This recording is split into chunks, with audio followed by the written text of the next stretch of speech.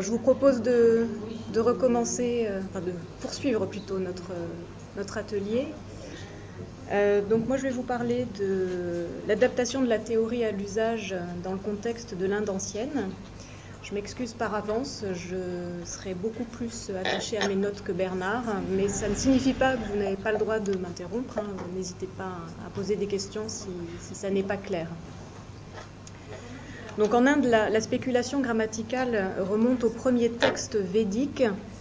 Ce sont les plus anciens textes en indo-arien qui constituent le Veda, le corpus des textes sacrés qui fondent la forme ancienne de la religion hindoue. Et on les situe approximativement à moins 1400. Mais la première grammaire qui nous soit parvenue, c'est l'Ashtadhyayi, le formulaire en 8 leçons de Panini, qui daterait des alentours du 5e siècle avant notre ère. Ce traité grammatical repose sur une observation directe et précise d'une variété linguistique du nord de l'Inde, variété linguistique qui se situe à un point charnière entre deux stades de la langue sanskrite, le sanskrit védique tardif, qui est alors confiné aux disciplines rituelles, et l'état classique de la langue sanskrite qui est en passe de se fixer.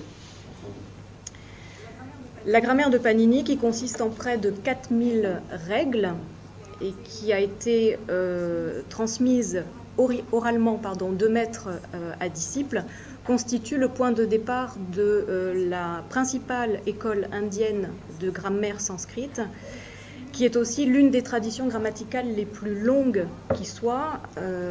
En effet, la grammaire de Panini a été la source de tout un tas de commentaires qui eux-mêmes ont fait l'objet de commentaires.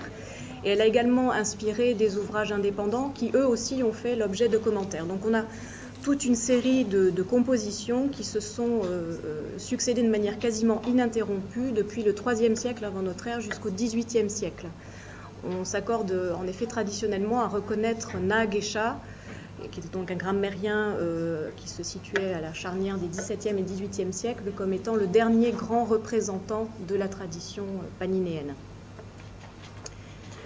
L'effort interprétatif des successeurs de Panini s'est porté sur 3 niveaux qui, bien qu'étant interdépendants, se retrouvent de manière assez inégale au sein des textes. Il y a d'abord un niveau factuel, c'est-à-dire que les grammairiens ont essayé de comprendre le sens des règles de la grammaire de Panini. Ils ont réintroduit les termes qui étaient sous-entendus, ils ont associé les règles qui fonctionnaient ensemble. Il y a ensuite un niveau structurel.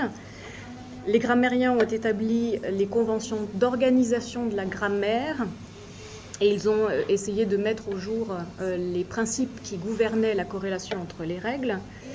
Et il y a enfin un niveau théorique, dans le sens où les grammairiens ont étudié et philosophé, réfléchi aux conceptions de la langue et de la grammaire qui sous-entendaient et qui justifiaient le système dans son ensemble. Et donc l'essentiel du travail d'interprétation des grammairiens concerne le 2e niveau. C'est là en effet que leur motivation principale les mène.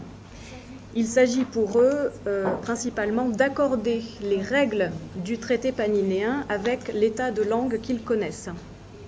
Et ainsi, très rapidement après Panini, en fait, dès le plus ancien commentaire de la grammaire de Panini qui nous soit parvenu, qui date du IIIe siècle avant notre ère, on s'aperçoit que l'auteur s'efforce de tirer des règles du traité paninéen tous les indices qui lui permettent d'élargir ou de restreindre la validité de certaines d'entre elles.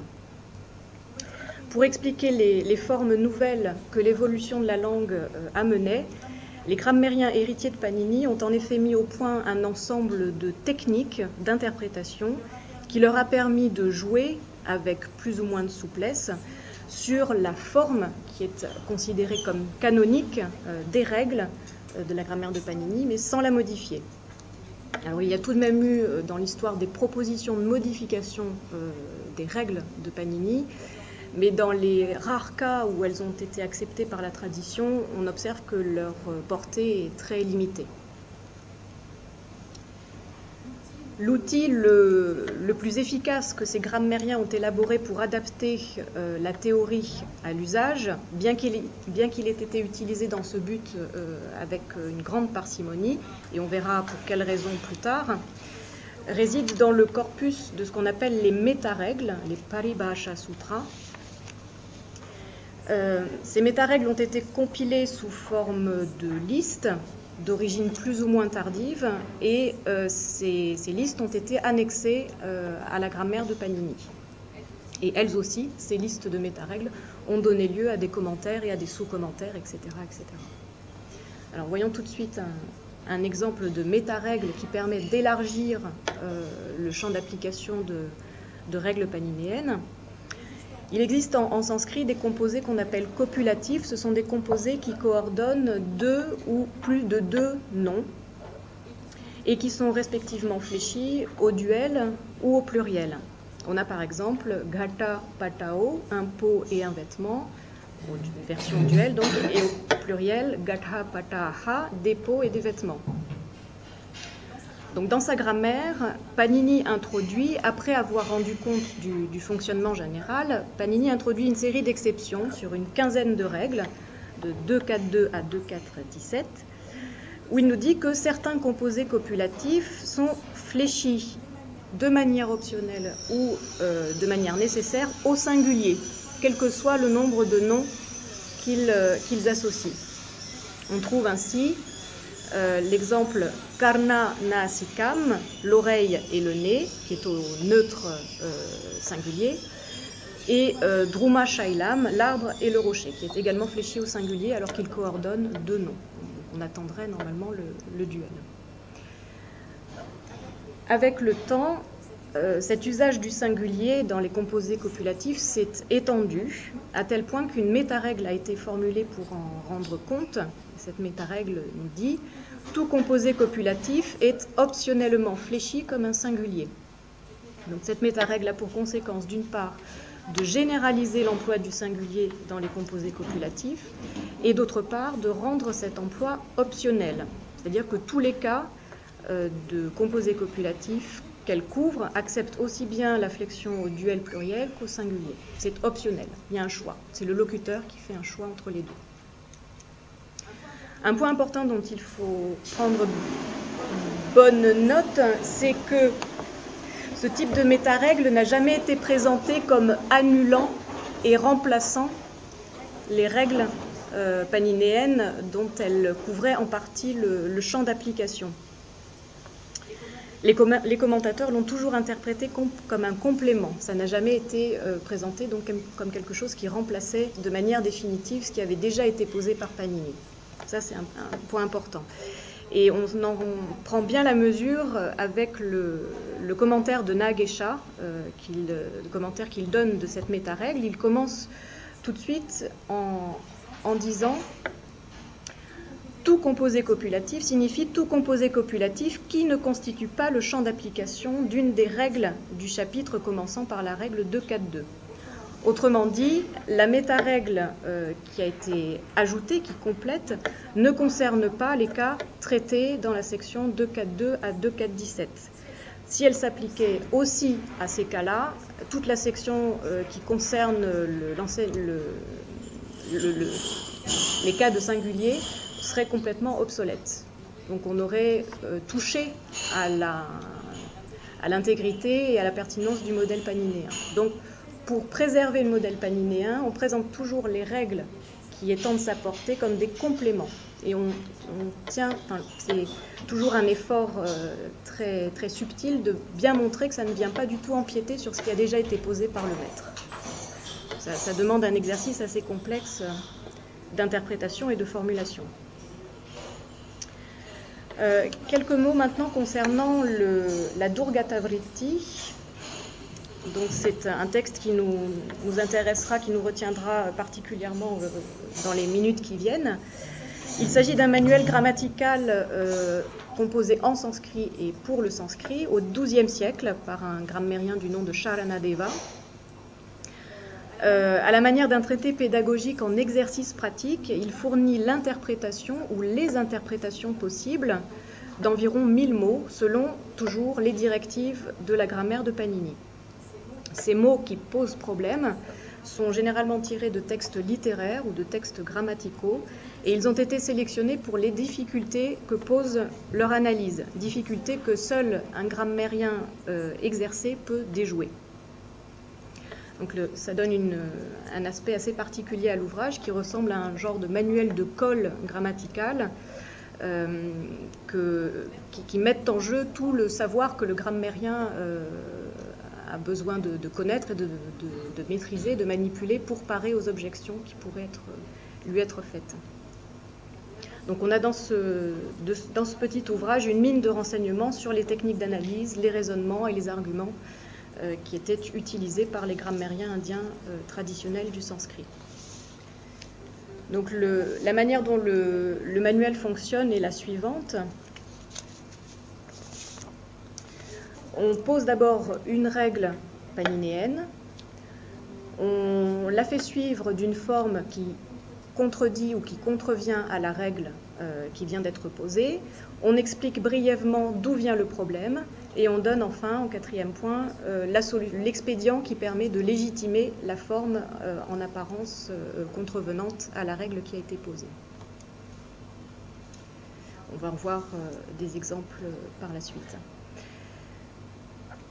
Pour adapter la théorie à l'usage, autrement dit pour rendre compte, pour expliquer, pour légitimer les formes qu'elles ne permettent pas originellement de décrire, les règles paninéennes, les grammairiens du sanskrit ont mis au point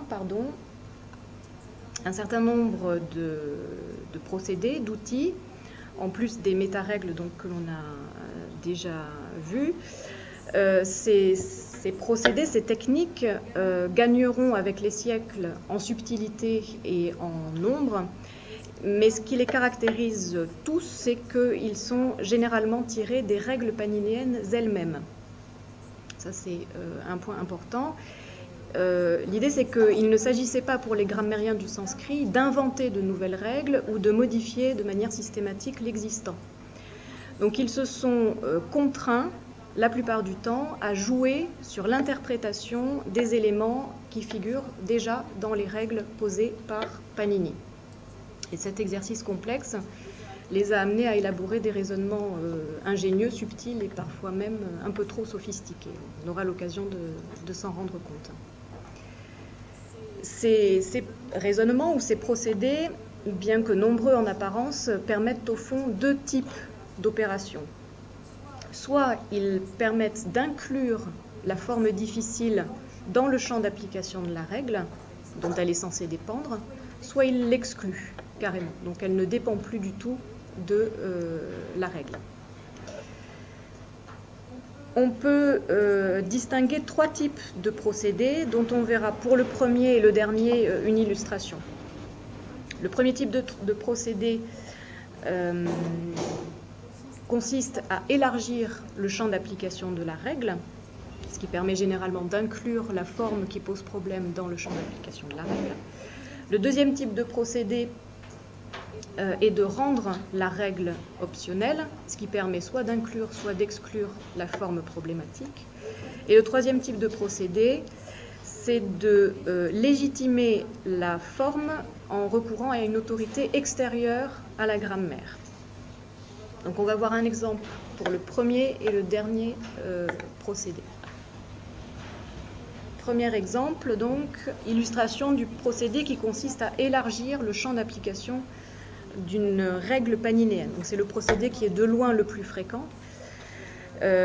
Plusieurs techniques permettent de le faire, permettent d'élargir ce champ d'application de la règle. L'exemple qu'on va voir tout de suite consiste à jouer sur l'interprétation de la conjonction cha en sanskrit qui signifie et ou aussi. Donc le contexte est le suivant. La règle 1.4.23 introduit ce qu'on appelle la section des rections verbales, c'est-à-dire des constituants phrastiques qui sont présentés comme étant en relation directe avec le verbe. Ainsi, la règle 1.4.24 introduit le point fixe à partir duquel le procès produit une séparation, ce qui est généralement marqué par l'ablatif. ce qu'on pourrait appeler l'ablation de manière générale, mais le terme n'est pas vraiment entré dans les mœurs. La règle 1.4.32 introduit le destinataire, qui lui est généralement marqué par le datif. La règle 1.4.42 introduit l'instrument, qui est marqué généralement par l'instrumental. La règle 1.4.45 introduit le siège de l'action, la localisation, généralement marquée par le locatif. Et la règle 1.4.49 introduit en gros ce qu'on entend nous par l'objet direct et ce que les grammairiens indiens présentent comme la chose que le procès vise à atteindre en premier lieu. Donc on a toute une section où les rections verbales, les constituants phrastiques qui sont en relation directe avec le verbe sont présentés, les uns à la suite des autres. Vient ensuite la règle 1.4.51 qui stipule de manière très générale que tout ce qui est en relation directe avec le verbe et qui n'a pas été mentionné précédemment dans les cas que je viens d'énumérer porte aussi cha, le nom d'objet direct, autrement dit, est également fléchi à l'accusatif. Cette règle permet en fait d'expliquer un certain nombre d'emplois atypiques de la désinence d'accusatif, comme par exemple gam dans gam dogdi payaha, il trait dogdi le lait payaha à l'accusatif, de la vache gam également à l'accusatif. Dans cette phrase-là, le complément du nom go, vache, est fléchi à l'accusatif alors qu'on attend un génitif. Mais d'après les grammairiens indiens, le fait de le fléchir à l'accusatif, c'est une manière de le mettre en relation directe avec le verbe. On crée une dépendance directe avec le verbe. C'est l'emploi de la désinence d'accusatif qui permet de marquer cette manière de voir. Donc dans ce cas de figure est couvert, la désinence d'accusatif qu'on a dans GAM est couverte justement par la règle 1.4.51.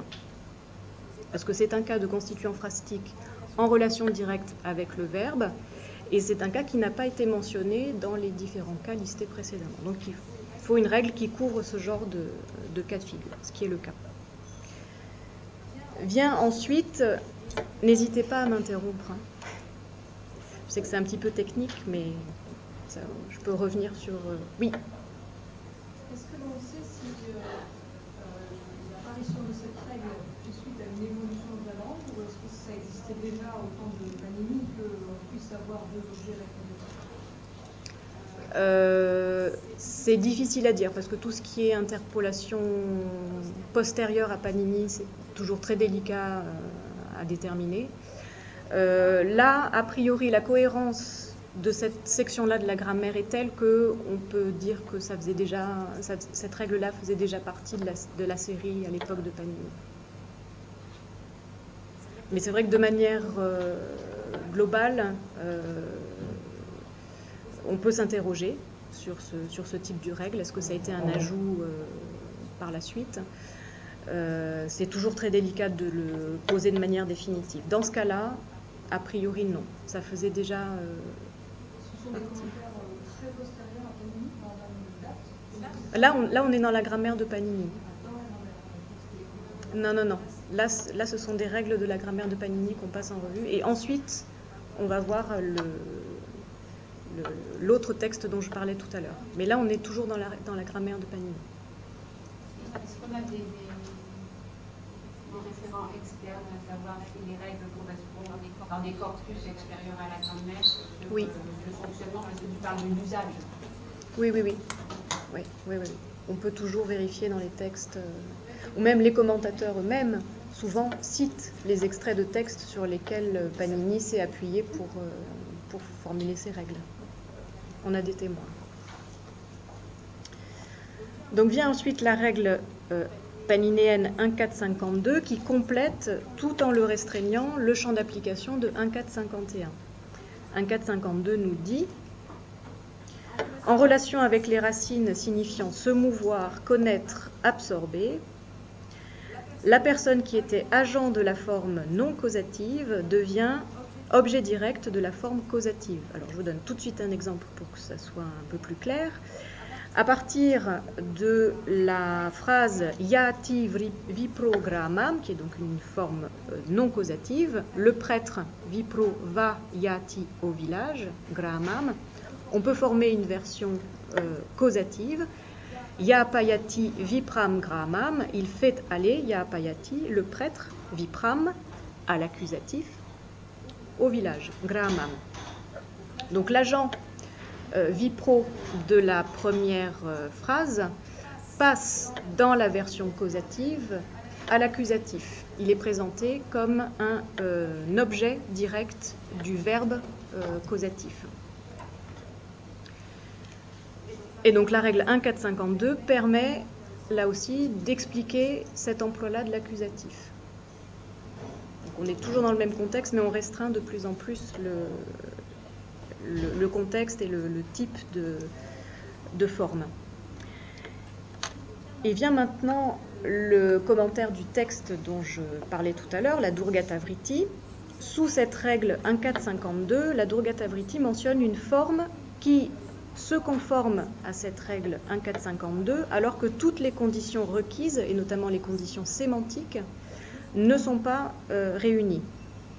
La Durgata Vritti nous dit: comment se fait-il que le Kumara Sambhava, qui est une œuvre littéraire, emploie Deva Devam, qui est donc une expression à l'accusatif, en relation avec Grahayitum, verbe causatif qui signifie faire prendre ici, étant donné que la racine grah n'a pas le sens de se mouvoir, ni aucun de ceux listés par Panini, et que par conséquent, on n'attend pas que Deva Deva soit fléchi à l'accusatif.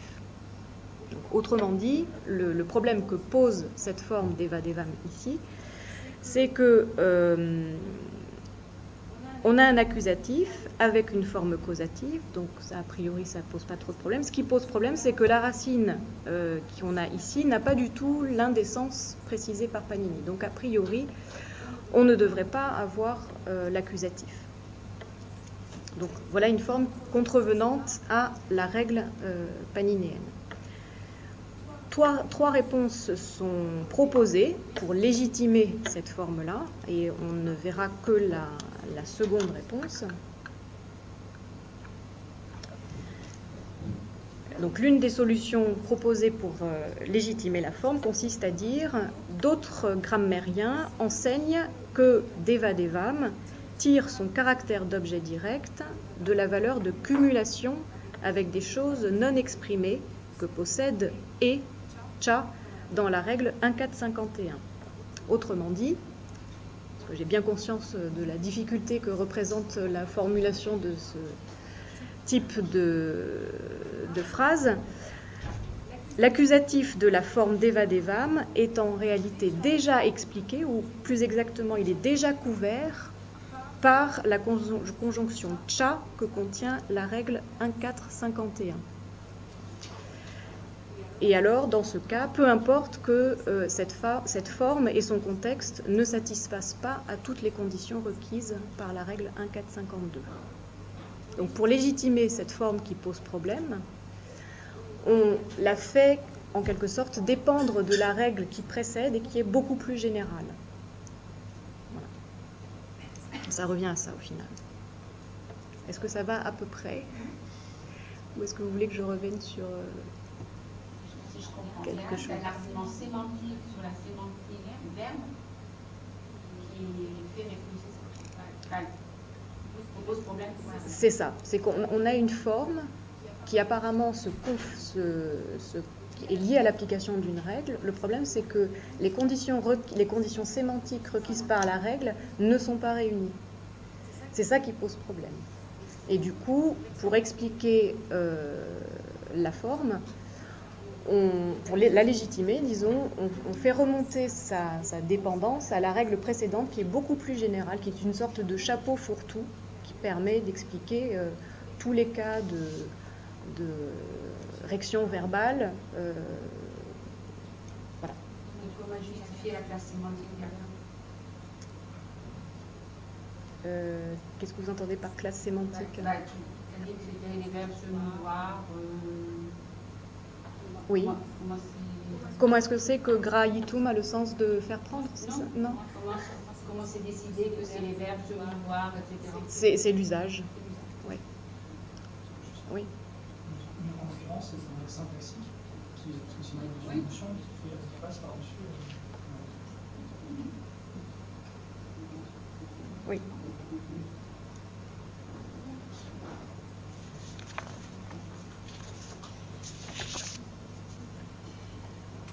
Et je vous propose maintenant de voir un autre exemple qui illustre cette fois-ci le troisième type de procédé. Donc je vous rappelle, le procédé consiste à légitimer une forme en ayant recours à une autorité extérieure à la grammaire. En général, c'est soit l'intention du locuteur, parce que le locuteur a eu l'intention d'exprimer telle chose, on a telle forme, soit c'est l'usage, justement. L'usage de la communauté fait que c'est telle forme qui est utilisée et pas celle qu'on attend. Voilà. C'est ce que j'entends par recours à une autorité extérieure à la grammaire. Donc le contexte de l'exemple, ce sera beaucoup plus rapide que le précédent, rassurez-vous. La règle 1.3.36 stipule que les désinences de moyens valent après la racine ni pour exprimer les sens de honorer, lever, faire de quelqu'un un précepteur spirituel, reconnaître, employer à gage, payer, dépenser, etc. On a donc comme phrase exemple Shastra artam nayate, il honore nayate, le sens artam du traité, où la racine ni, la racine verbale ni, porte la désinence personnelle de troisième personne du singulier du présent moyen, c'est la désinence T. La Durgata Vritti avance sous cette règle une forme qui pose problème. Elle mentionne en effet une forme qui ne se conforme pas à la règle que l'on vient de voir, alors que, contrairement au cas précédent, toutes les conditions pour son application sont réunies. Donc la question est posée, comment se fait-il que le Raghuvamsha, qui est aussi une œuvre littéraire, emploie Vininyuhu, qui est une troisième personne du pluriel de l'optatif actif de la racine Vini, il y a un préverbe qui s'est ajouté là, mais c'est la même racine, dans la phrase Vininyur enam guravo, où le sens est faire de quelqu'un un précepteur, et où on attend par conséquent la voix moyenne en vertu de la règle 1.3.36. Donc toutes les conditions d'application de la règle sont réunies, mais on n'a pas la forme attendue. Comment expliquer qu'on est ici de l'actif alors qu'on attend du moyen? La solution qui est proposée pour légitimer la forme active alors qu'on attend la forme moyenne consiste à dire la forme s'explique par le fait qu'il n'y a pas eu intention de rendre le sens de faire de quelqu'un un précepteur, mais que le locuteur a voulu exprimer un autre sens, le sens d'éduquer par exemple. C'est l'intention d'exprimer qui est le déterminant essentiel pour l'analyse d'un mot, non point l'état de fait. Autrement dit, ce qui explique une forme, c'est l'intention du locuteur, non le réel dont il est censé rendre compte. Autrement dit encore, ce n'est pas parce que dans les faits, quelqu'un a été fait précepteur que la voix moyenne sera employée, c'est parce que le locuteur a effectivement envie de dire que quelqu'un a été fait précepteur.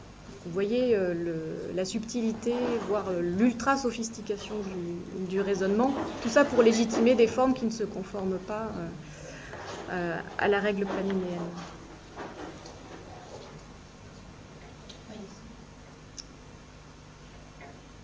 Est-ce que ce deuxième exemple est clair? Ou est-ce que vous voulez que je revienne dessus? Non, c'est bon. Okay. Donc, conclusion.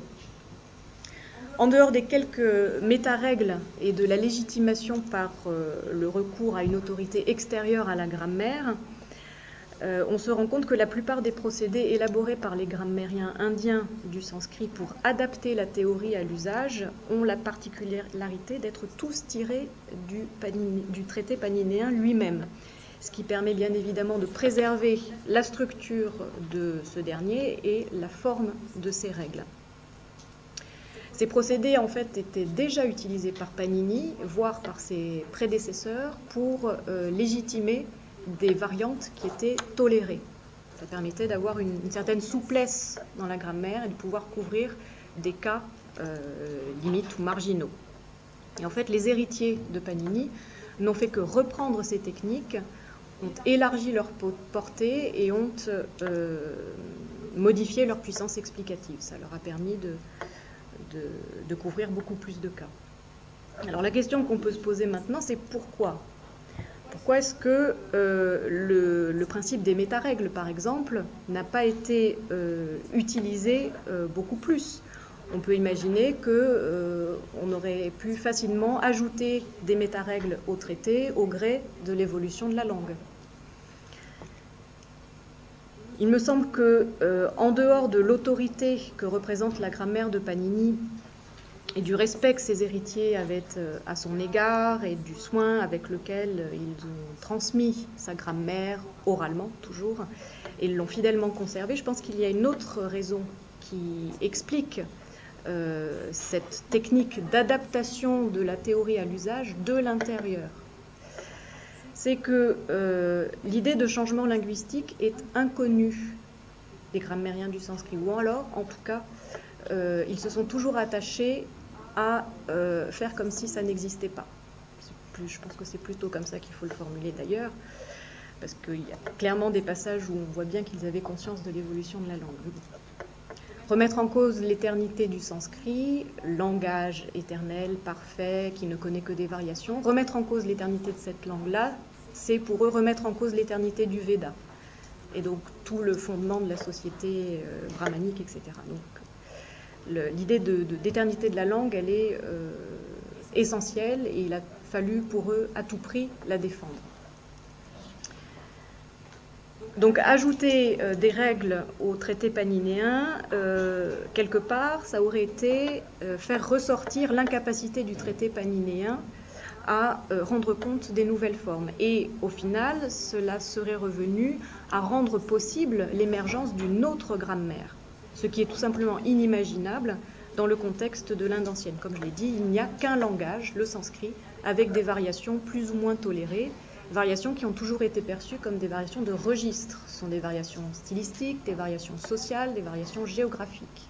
Mais jamais, en tout cas ça n'a jamais été expliqué comme ça, des variations d'ordre diachronique. Donc il a toujours fallu que la grammaire originelle, la grammaire de Panini, épuise la pratique langagière des hommes pour ne jamais paraître obsolète. Et de là découlent deux phénomènes intéressants. D'une part, l'absence de travail de révision au niveau des règles qui sont devenues inutiles. Il y a par exemple tout un tas de règles qui expliquent l'usage des différents morphèmes temporels du passé. Avec le temps, cette variété de formes passées disparaît complètement, mais ça n'a jamais été révisé. Les commentateurs n'ont jamais dit « on n'en a plus besoin », on les supprime. Ça a toujours été préservé et commenté comme si c'était toujours le cas. Ça d'une part, et d'autre part, cette attitude explique aussi la configuration des premières descriptions des dialectes du sanskrit, les prakrits. Ces descriptions se présentent comme des appendices à la grammaire sanskrite. Alors même si ça induit quelque part une rupture, le fait qu'on présente ça sous forme d'un appendice, ces descriptions des prakrits donnent les règles phonétiques et morphologiques qui permettent de dériver à partir du sanskrit les formes prakrits. Donc on a des annexes qui se présentent comme une série de règles sous la forme, au lieu de X sanskrit, on a Y en prakrit. Ce sont les premières grammaires des prakrits, donc dérivation à partir du sanskrit. Donc dans cette perspective continuiste de la langue, l'absence de rupture au niveau des modèles descriptifs reflète parfaitement l'absence de rupture au niveau du matériau linguistique. Voilà. Je vous remercie de votre attention.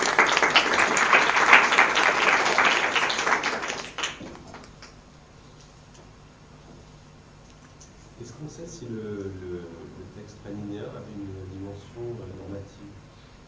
Est-ce que ça s'est exploité de façon normative par les Oui. absolument. Donc ça a été dit explicitement par les commentateurs, mais on peut, à mon avis, enfin pas qu'à mon avis d'ailleurs, ça a été dit par d'autres bien avant, se poser déjà la question de la création de la grammaire de Panini. Pourquoi est-ce que Panini a fait cette grammaire-là ? Ça fait un petit peu écho à ce qui a été dit lorsque Bernard a parlé de la tradition latine. C'est visiblement, c'est clairement, déjà c'est une grammaire en sanskrit, donc elle s'adresse à des gens qui connaissent le sanskrit. Donc on est typiquement dans le cas d'une grammaire théorique. Et quelle était son utilité première? Pourquoi est-ce qu'elle a été faite? Et l'une des hypothèses qui est apparemment la plus plausible, c'est que c'était justement pour établir une norme. Faire exister une norme qui était perçue encore à l'époque de Panini comme exemplaire. C'était la norme, une variété linguistique du nord de l'Inde, région réputée pour avoir une langue pure, etc. Et ça s'est fait à une période, donc 5e siècle avant notre ère, une période où en Inde émergent d'autres courants religieux, le bouddhisme, qui était déjà un petit peu présent avant, mais le bouddhisme, le jaïnisme, qui eux utilisent d'autres langues. Et donc c'est une manière de poser, de faire exister une norme. Donc dès le départ, en fait, on a eu cet aspect-là, même si ça n'a pas... Panini ne justifie absolument pas sa tâche. On n'a pas d'introduction disant voilà, je fais ça pour ça. Voilà. Et après, dans les commentateurs, oui, ça a été clairement posé. Et ce qui est intéressant aussi, c'est que la grammaire de Panini a eu donc l'effet de poser une norme, et la langue sanscrite qui s'est fixée a ensuite évolué dans le cadre qui a été posé par la grammaire. Donc, alors que la grammaire n'était pas forcément complète au départ, elle l'est devenue avec le temps, parce que le sanskrit a continué à évoluer et à épouser toutes les possibilités que la grammaire lui donnait. C'est un cas de figure assez intéressant.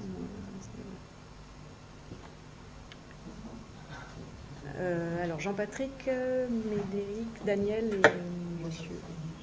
Oui. Juste une comparaison, je crois que c'est un peu le cas pour la grammaire néerlandaise qui a été écrite au XIe siècle. Je crois que la langue de la manière c'est tenu à sa grammaire.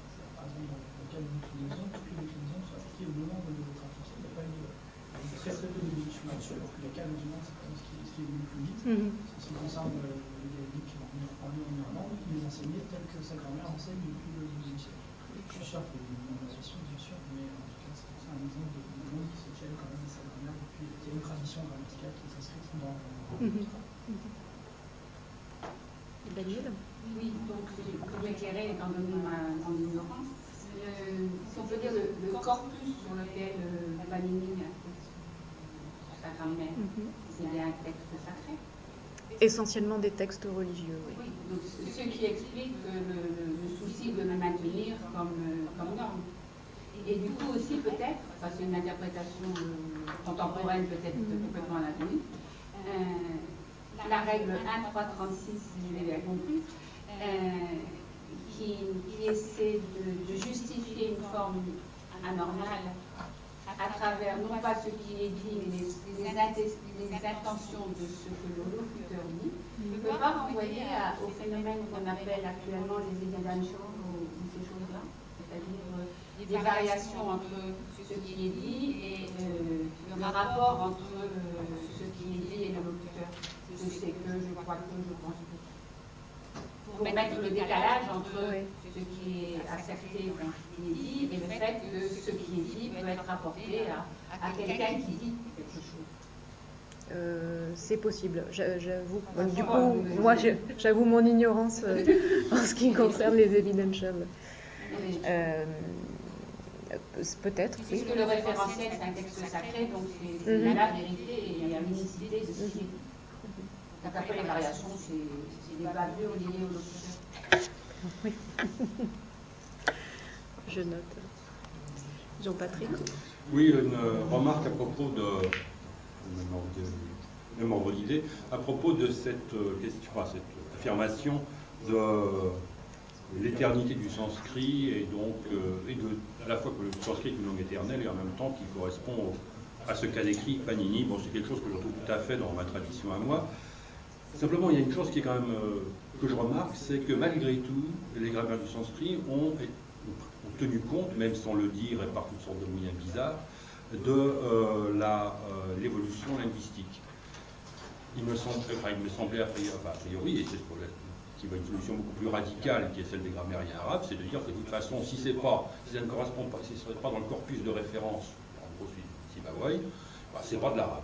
Hein, c'est du mauvais arabe, c'est la corruption de la langue, donc on apprend à en tenir compte. Et donc, de ce point de vue-là, je ne sais pas qu'est-ce qu'il y a.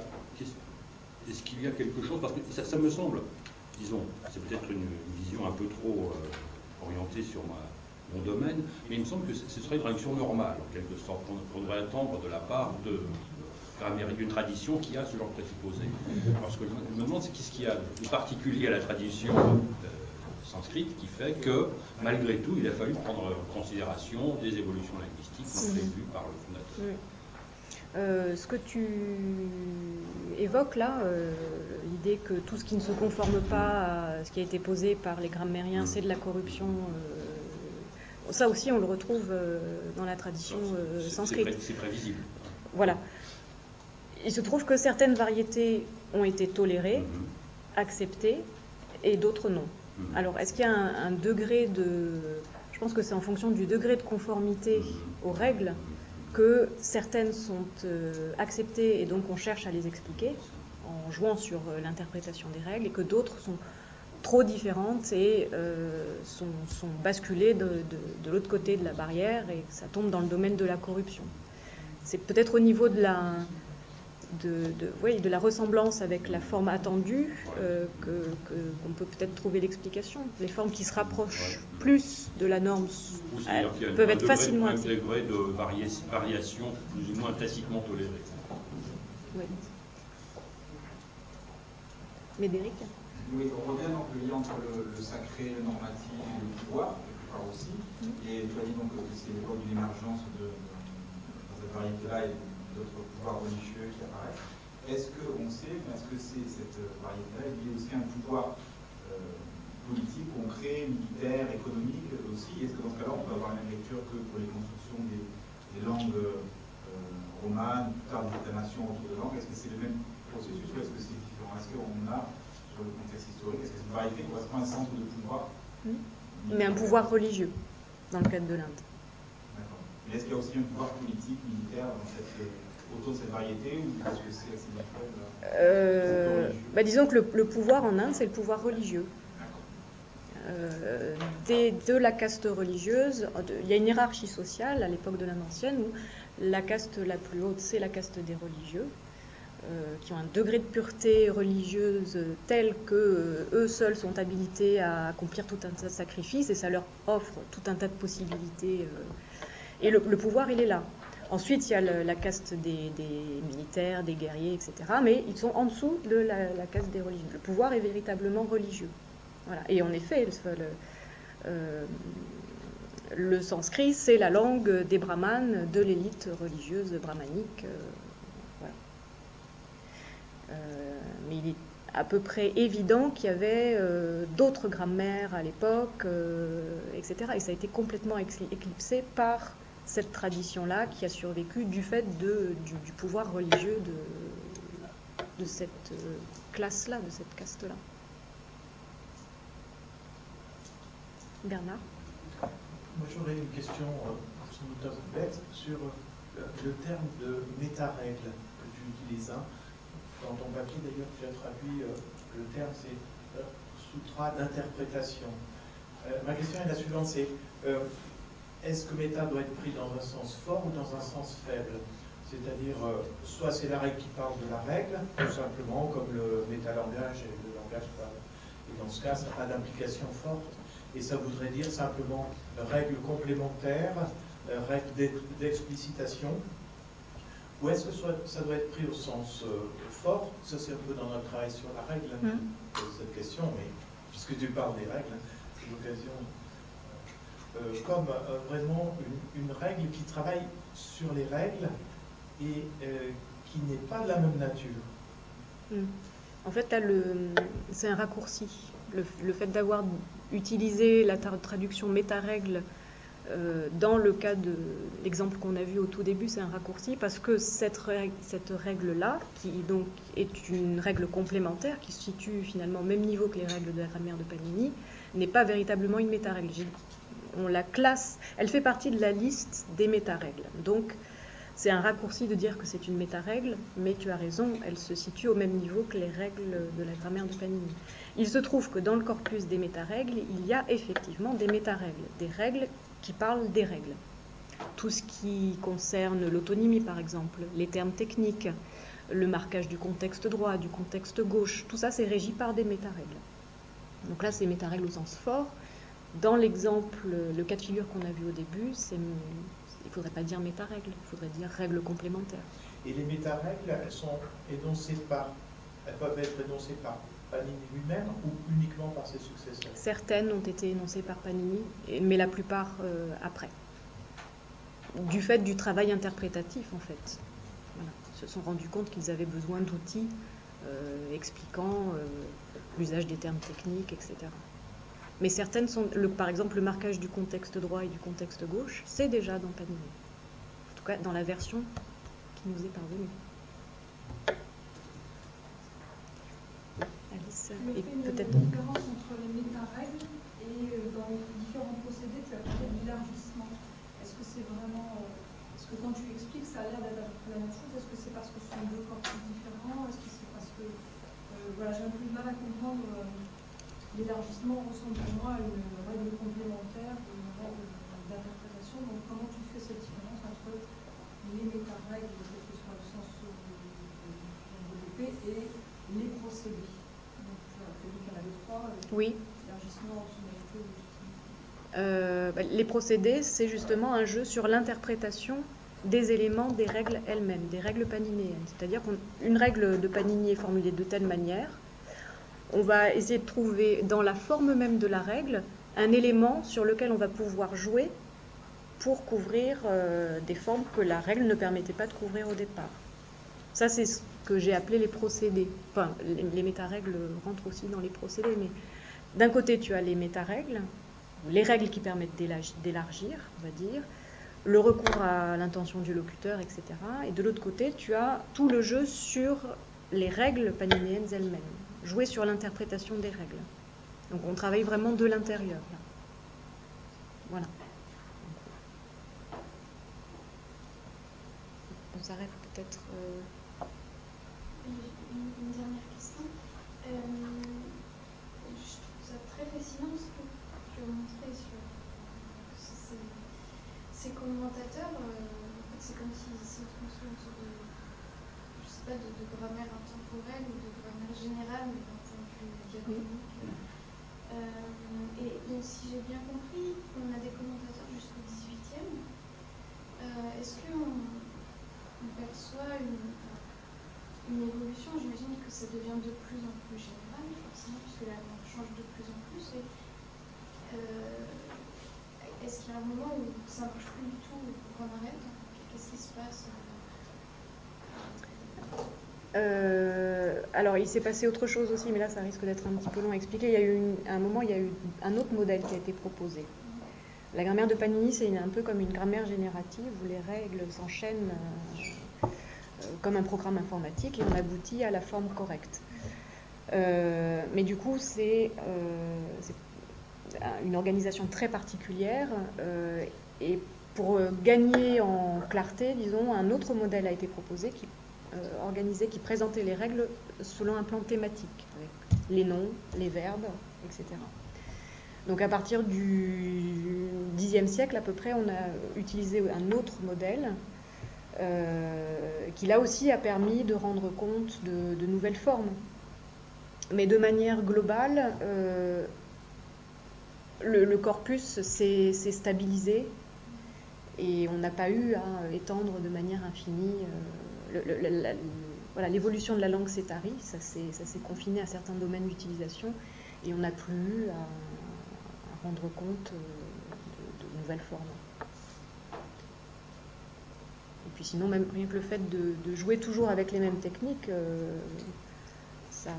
sans grands efforts, on peut toujours dire que ça couvre tous les autres cas. Les etc.